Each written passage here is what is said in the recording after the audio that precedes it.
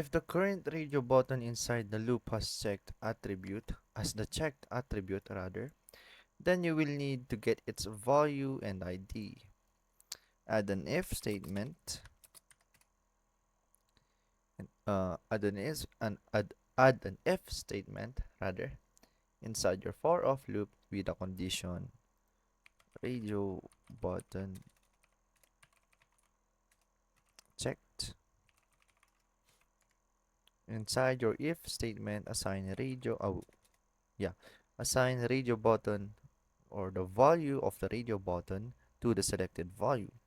That would mean we would have to write the selected value first and then assign the radio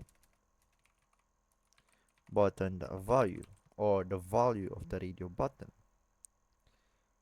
and assign the radio button ID to achieve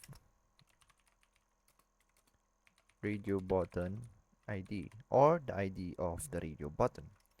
At the bottom of your if statement, add a break. Oops, is the it would be here actually.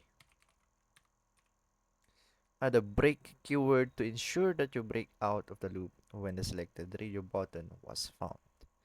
And that would be it. Nice.